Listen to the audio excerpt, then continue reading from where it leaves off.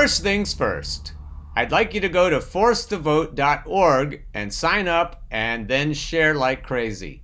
The pressure exerted by Jimmy Dore's ultimatum is growing by the day. The more this message gets tweeted, emailed, and telephoned to these representatives, the better things will be for all of us. Holding these so-called progressives accountable to the people is the very best possible way to exert pressure right now. The people who are not on the record in support of Medicare for all are not worth our time and trouble. But people who were elected because of their position on Medicare for all need to be held accountable. If they've campaigned on Medicare for all, surely they can be counted on to withhold their vote from Nancy Pelosi unless she brings it to the floor for a vote. The more regular people who jump on this bandwagon, the better. Now on to the topic of the day. I've used this article by Branko Marcetic before. I just want to remind you of it and read you the byline. So far, Joe Biden's transition has hired liberally from Wall Street and corporate America, chosen appointees who have made multiple trips through the revolving door, and recruited fans of fossil fuels in the middle of a climate crisis. It's little different than what we saw under Donald Trump. This piece is called It's Joe Biden's Swamp Now. I just wanted to remind you that Branko wrote it, and you should go back and read it if you get a chance. It turns out that Abby Martin has some thoughts on this same topic. This is what she thinks about Tony Blinken. Let's look at his key foreign policy picks so far, starting with Antony Blinken for Secretary of State. Blinken served as Deputy Secretary of State under Obama, where he was a hardline advocate of the war in Libya and tried to push Obama into launching the same type of an all-out war against Syria. Although Biden campaigned on ending U.S. support for the war in Yemen, Blinken sped up weapons shipments to Saudi Arabia for his old boss. But the biggest indicator of his vision, one that's been totally ignored, is that Blinken was also Biden's closest foreign policy advisor when Biden championed and voted for the invasion of Iraq, a criminal decision that haunts Biden to this day. Pretty much any politician who championed the Iraq war in those years has no credibility on foreign policy today, and all of them must issue apologies and retractions. But somehow Blinken has been immune to this, despite his role being absolutely critical to getting the Democratic Party's support needed to launch the war. See, Blinken is your average pro-war neoliberal, just the other side of the imperialist coin, who cloaks his warmongering in humanitarianism. Right. Like every good foreign policy wonk, Blinken has paid his dues to the war industry. Just prior to his nomination, he founded the shadowy West Exec Advisors consulting firm. We've talked about West Exec before. We talked about Michelle Flournoy in that context, but also General Austin. West Exec is about as shady gets, so we have to keep reminding everybody about that. That, quote, helps defense corporations market their products to the Pentagon. Now their clients are really getting their money's worth. This cozy revolving door relationship is precisely why someone like Blinken was picked to keep the gears on the war machine churning. Now, we haven't talked specifically about Jake Sullivan, so she's going to go on and mention him next, and this is something we should really pay attention to. Pay particular attention to his relationship to Hillary Clinton and the deep state. When you say Hillary Clinton, you're saying, in effect, the deep state. Moving on to Jake Sullivan, tapped by Biden's team to serve as his national security advisor. Also an Obama foreign policy alumni, Sullivan was a close loyalist and top advisor to war hawk Hillary Clinton. In her memoir, Hard Choices, Clinton recalled that Sullivan, quote, was at my side nearly everywhere I went. Yikes, not a good look. Hillary's disaster hawkishness as Secretary of State is part of the baggage that made her unable to beat Trump. Now we have the guy who was whispering in her ear, appointed to whisper in Biden's. Additionally, Sullivan is on the advisory council for the Alliance for Securing Democracy, an elusive think tank that tracks Russian bots via a black box methodology and calls out, quote, foreign influence operations undermining our sacred democracy. Wow. Interestingly, this anti-Russia group effort includes nefarious characters like George Bush's DHS Secretary Michael Chertoff, Iraq war neocon Bill Kristol, and former CIA director, we need to kill Iranians and Russians in Syria, Mike Morell, uniting with the worst of the worst under a shared hatred for the next target. I reminded you yesterday that neoliberalism is bipartisan. Actually, Christopher Hellen reminded us. We need to pay attention to this messaging. We need to not be surprised when Republicans and Democrats are equally complicit in neoliberalism. We don't just need to call them neoconservatives. They're all neoliberals. So we know this guy is going to be very terrible on Russia. Jake But what about everywhere else? Sadly, his words for some of Trump's most hawkish foreign policy maneuvers reveal his true intentions. Right after Trump bombed Assad in 2017, Sullivan joined CNN to praise him for it, as well as give him accolades for bombing Afghanistan with the largest ever non-nuclear bomb. Imagine saying that such a sadistic action was appropriate. Disgusting. And if Sullivan liked Trump's violence so much, we can only assume he'll recommend the same as Biden's top foreign policy advisor. Now, Avril Haynes, we've mentioned before. My nickname for her, I think, going forward is going to be Sweet Poison. She is deadly. And that's not hyperbole, because a lot of people are dead directly because of her. And it's not a stretch at all to call her a war criminal. Let's turn to Avril Haynes, nominated to be the Director of National Intelligence, aka America's top spy. Haynes served as CIA Deputy Director under Obama, where she was central in crafting the legal framework for his killer drone empire. Apparently, she was summoned in the middle of the night to sign off on his machine murders. Trump tripled drone strikes from the Obama era, widely expanding the Pentagon's authority to do whatever the hell they wanted. Haynes is returning to a much bigger and much less transparent drone program, with no sign of reining it back. Disturbingly, she's also complicit in the Bush administration's torture program. Haynes helped cover up the CIA's torture by making sure no official was punished for hacking into government computers to destroy all the evidence. Those torture revelations were a huge scandal just over a decade ago. And now we have the very person who helped cover it all up and protect the culprits elevated under Biden, presumably because she supports those crimes. After all, she is on the record praising current CIA Director Gina Haspel, who's notorious for overseeing war crimes like rendition and torture of innocent detainees. Haynes is also involved in shady private corporations, like Palantir, a data mining company born out of the CIA that has been used by entities like ICE to make child separation and mass roundups more efficient. We've talked about and she's also that. on the board of the shady warmongering think tank Center for Our New American Security, or CNAS, funded by weapons contractors Northrop Grumman, Lockheed Martin, Raytheon, banks like Chase and Bank of America, Big Oil, and Palantir. Nope, no conflict of interest here. Oh, but did I mention she'll be the first woman to run America's surveillance state? Yes, Queen! And that she's like super, super duper nice, like really, really, really nice.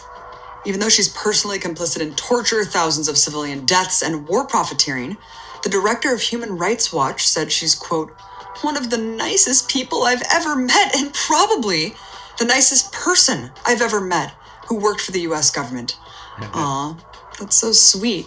It makes me feel so much better about all the blood on her hands. Sweet poison. Moving on to Biden's UN ambassador pick, Linda Thomas Greenfield, who ran Obama's policy towards sub-Saharan Africa, overseeing drone strikes in Somalia and an expanded military footprint in Niger. It was under her leadership that this devastating U.S. shadow war across the African continent was born. Greenfield also believes peace is waged through war. She vigorously defended Susan Rice's awful interventionist policy in Africa, claiming that she was, quote, tireless in her effort to bring peace to the region. When not in government, she worked at the Albright Stone Ridge Group, a think tank founded by Madeleine Albright, the politician notorious for defending the U.S. murder of 500,000 Iraqi children in the name of humanitarianism. We've talked about that, and we've talked about Madeleine Albright. But I don't think we've mentioned Linda Thomas Greenfield in more than just a passing sentence or two. That's the problem with all of these people. Mainstream media isn't going to tell us too much about them. The average person you talk to on a daily basis isn't going to know too much about them. So tell them to watch this show. Tell them to watch Abby. Tell them to read Branko Marcetic. We need regular people to know what's going on, and they don't have much access, if they're in the mainstream, that is, to people like these. And therefore, they don't have access to ideas like these. So we'll close this summary of Biden's cabinet with General Lloyd Austin. We've discussed General Austin at length, but here is some new information to go with the old information. And of course, the very best thing about this episode is that it sums up all of the information we know about Biden's cabinet and keeps it in the front of our minds. But of course, this rant wouldn't be complete without a hard look at who Biden ended up picking to run the Pentagon, the true muscle of the empire. After floating Michelle Flournoy, one of the world's worst possible candidates, he ended up going for Lloyd Austin instead to be Secretary of Defense, or more accurately, Secretary of Offense. Just a few years ago, Austin was a 4-star general in the Army. Remember when Trump appointed General Mad Dog Mattis to the same cabinet position, violating U.S. law that prevents recent military officials from taking that civilian post? There was a huge outcry from Democrats for undermining this long-established norm. But now Biden is just doing the same thing. Yep. Immediately after taking off his Army uniform, Austin put on a suit and took a job as a board member of top war profiteer Raytheon, of which he is still a sitting board member. So when Danny Sherson came on, retired major from the Army, Danny Sherson came on, he mentioned that point as the first point, the most important point, to disqualify General Austin from this appointment. As of October, Austin owned about $500,000 worth of Raytheon shares. I didn't know that. Working for a mega defense contractor means that Lloyd has a personal investment to make sure those bombs keep dropping. Yep. Negotiating peace literally hurts his profits. In fact, when it comes to Yemen, Raytheon is one of Saudi Arabia's main weapons suppliers, and they aggressively lobbied against ending the arms sales that Biden claims to want. Whether this will influence Austin or not, it says everything about his character that he would even walk through that revolving door from war maker to war profiteer. So Biden is all about war. That's what we need to know. And we need to know that he's working for the CIA the same way Hillary was, the same way Barack was. Not only are Joe and Kamala favorites of Wall Street, they're also favorites of the deep state. This piece is called The CIA's Secret Global War Against the Left. So this is a little bit more of a history lesson. I know some of you viewers and listeners love the history part of this show, and I do too. 45 years ago, under a cloak of secrecy, Operation Condor was officially launched, a global campaign of violent repression against the Latin American left by the region's quasi-fascist military dictatorships. The US government not only knew about the program, it helped to engineer it. The caption under this photo reads, Augusto Pinochet and Henry Kissinger in 1976. In Buenos Aires, a former Chilean general returns home, opens his garage door, and is blasted 13 feet into the air when his car explodes, incinerating his wife. A conservative opponent of the country's military dictatorship and his wife take an afternoon walk on the streets of Rome and are swiftly gunned down. On a rainy autumn morning, a car blows up in the middle of Washington, D.C.'s Embassy Row, killing 2 of the 3 inside, a leader of Chile's opposition in exile and his newlywed American friend. These were just some of the most prized scalps claimed by Operation Condor, officially inaugurated 45 years and 2 days ago. With South America in the grip of military dictatorships and rocked by the same kinds of social and political movements that were demanding change all over the world in the 1960s and 70s, a handful of the continent's governments made a pact to work together to roll back the rising tide of subversives and terrorists. Well, by that definition, dear viewers and listeners, I and some of you are subversives and terrorists. May the flame keep burning. What followed was a secret global campaign of violent repression that spanned not just countries but continents and featured everything from abduction and torture to murder. To say it was known about by the US government, which backed these regimes, is an understatement. Though even this simple fact was denied at the time, years of investigations and document releases since then mean that we now know the CIA and top-ranking US officials supported, laid the groundwork for, and were even directly involved in Condor's crimes. Zooming out, Condor was hardly some uniquely shocking case of anti-communist paranoia spiraling out of control. As its connections to anti-communist terror in Europe have become clearer, it looks more like a particularly successful example of the covert war the U.S. national security state had set into motion all over the world against democracy and the left. A war that saw it get into bed with fascists and that in some cases arguably constituted genocide. It was the system working exactly as intended, in other words, and a stark reminder of the lengths the global centers of power will go to keep things the way they are. World War III. The middle of the 20th century saw a flourishing of people's movements in Latin America that threatened to upend the rigid hierarchies of the hemisphere. Feminist and workers' movements, movements for indigenous rights, peasant-led movements for agrarian reform, and leftist movements, to name a few.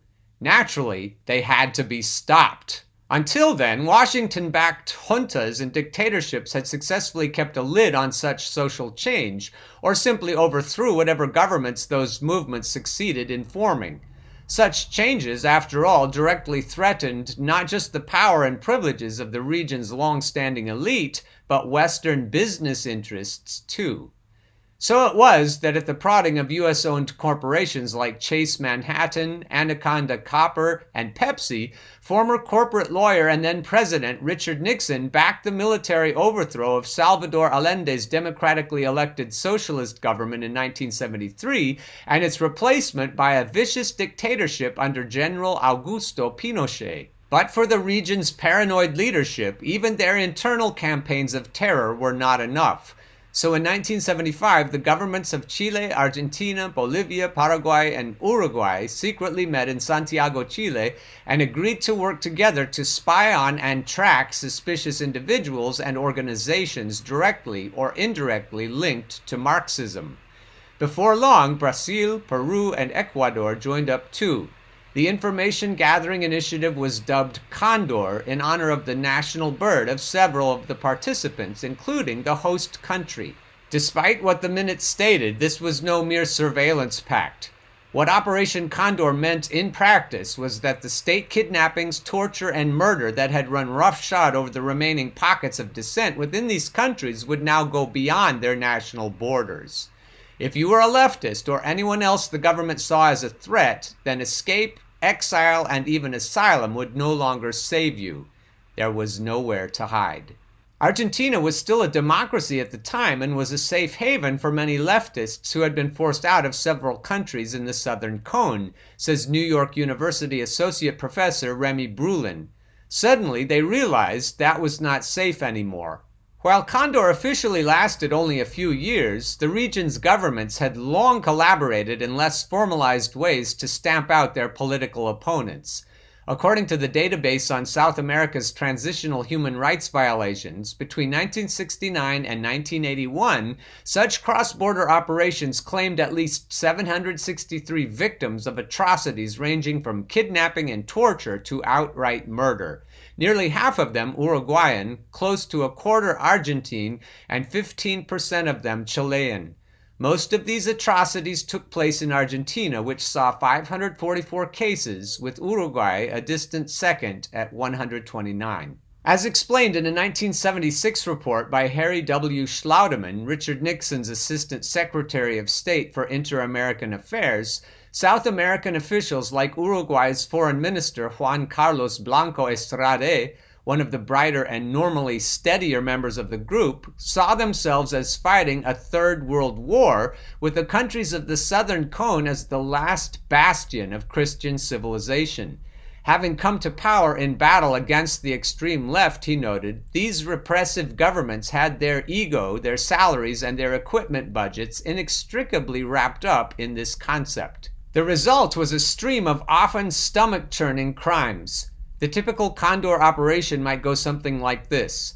Once a target was identified, a team made up of nationals from one or more member countries would find and surveil the individual before a second team snatched and spirited them away to a secret prison, sometimes in the country they'd been found, sometimes elsewhere. There they would be held and tortured, including beatings, waterboarding, mock executions, electrocution, rape, and worse, sometimes for months on end.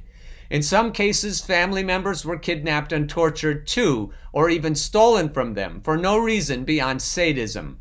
According to the database, there are at least 23 cases of the kidnappings of victims' children passed off to their killers to be raised as their own. Few survived, though more often than not, the exact fate of those who were taken isn't clear. They were simply never heard from again.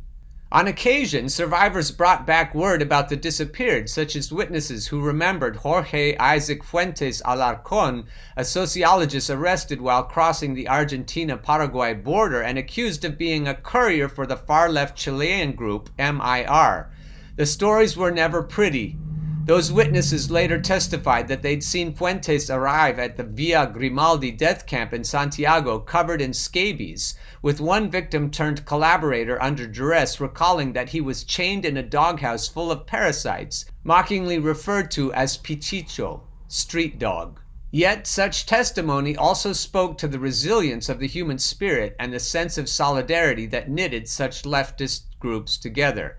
Fuentes was in good spirits, witnesses said, and bucked up other prisoners by singing. One young prisoner recalled how Patricio Biedma, another arrested MIR member, had been a father figure for him in prison, teaching him how to survive. Biedma's wife and 3 children never learned what became of their loved one. Though Condor ostensibly targeted guerrillas and Marxists, the people of South America learned early on and in an especially brutal way what U.S. protesters and law-abiding Muslims would learn after the Bush years, that such malleable terms can be stretched to mean almost anyone. Operation Condor pursued many types of political opponents, including congressional representatives, former ministers, human rights advocates, including people in Amnesty International, constitutionalist military officers, peasant leaders, unionists, priests and nuns, professors and students, says J. Patrice McSherry, professor emerita of political science at Long Island University and author of Predatory States, Operation Condor and Covert War in Latin America. Condor targeted not only the left, but also the center-left and other democratic sectors that were fighting to demand their rights and make more inclusive the elitist democracies of the era. Skipping ahead, perhaps the most famous victim of Condor was Orlando Letelier, Allende's former ambassador to the United States. After being detained and tortured by the regime following the coup, diplomatic pressure allowed Letelier to escape and eventually return to Washington, D.C., where he soon became one of the most visible and influential members of Chile's opposition to exile. Set up in the heart of American power and hobnobbing with U.S. officials and their families, Letelier led a successful legislative campaign to ban U.S. arms sales to Chile, lobbied against a $63 million investment by a Dutch company into the country, and fiercely criticized Pinochet's free market economic reforms. All of it made him a marked man. In 1976, 2 DINA agents entered the United States on passports from Paraguay, a fellow Condor member, and with the help of 2 exiled Cuban anti-communists, rigged a bomb to Letelier's car that detonated right on DC's Embassy Row, killing him and one of his 2 American passengers. Until September 11, 2001, it would remain the worst act of foreign terrorism on U.S. soil. And let me break in here and say that it was a horrible act of foreign terrorism that was perpetrated by the U.S. CIA. I don't think you need much of a tinfoil hat to believe that. And the victims of the CIA operation included U.S. citizens. That's why none of us are safe. There's another section of this article called The Dirty Work that I'll let you read for yourselves. And I'll also skip the section called Behind the Throne, but I will read this quotation. The U.S. government's role in the birth of Condor went well beyond diplomatic winks and nods. Here's another good quote. Is it conceivable that we are so obsessed with insurgency that we are prepared to rationalize murder as an acceptable counterinsurgency weapon? Asked one Guatemalan embassy official. Then comes the section called There Are No Rules with this quotation. The U.S. government got in bed with not just authoritarians and dictators, but even out-and-out fascists. And I've made the argument on this show, and you can go back and watch the episode about fascism, U.S. fascism, that the United States is a fascist country, pure and simple. The last couple of paragraphs of this section are instructive. There is, in other words, more than a hint, as McSherry has argued, that U.S. forces transferred the stay-behind model to Latin America in the form of programs like Condor. We've talked about the stay-behind model in episodes about the aftermath of World War II, so you can go back and watch some of those historic episodes. They're historic because they're about history.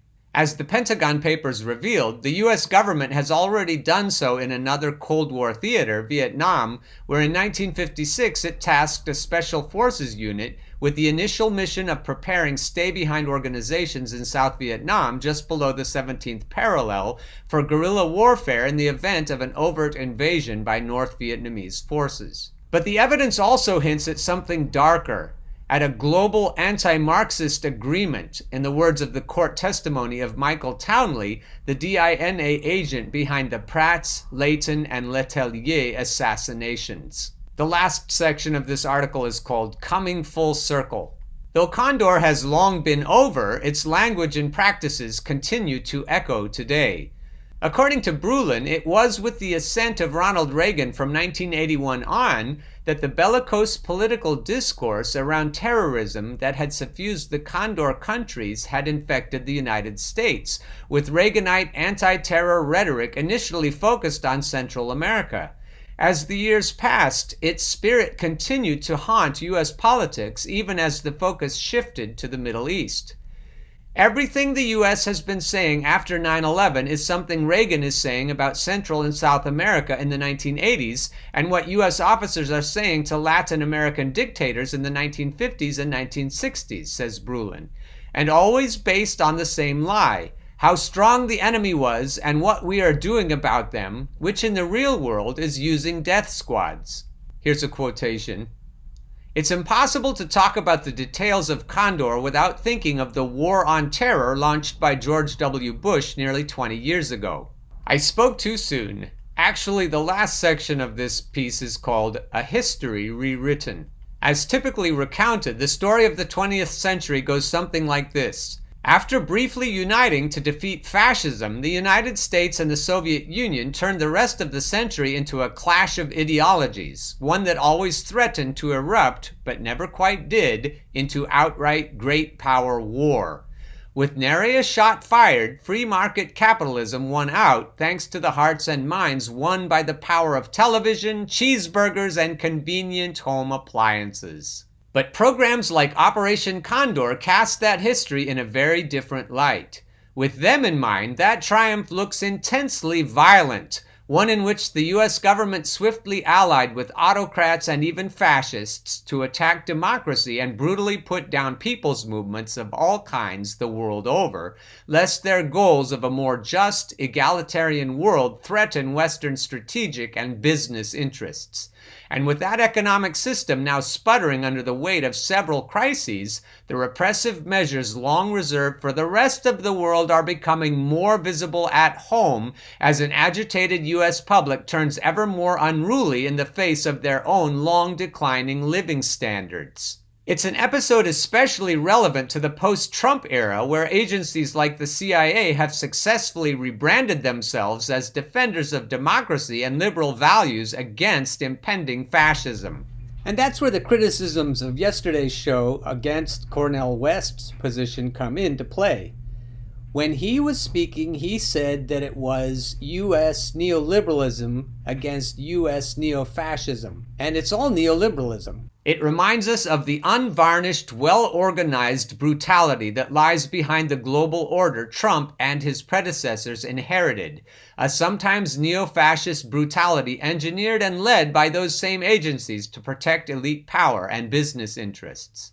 A well-founded fear of fascism and democracy's subversion will remain a key part of U.S. political discourse well beyond Trump. Examining the legacy of Operation Condor should prompt us to think about which institutions in American life have been most hostile to democracy, and when the time calls for it, eager to align with fascists. But it's also a reminder that in the face of popular struggle, even this violence has a shelf life, and impunity doesn't last forever.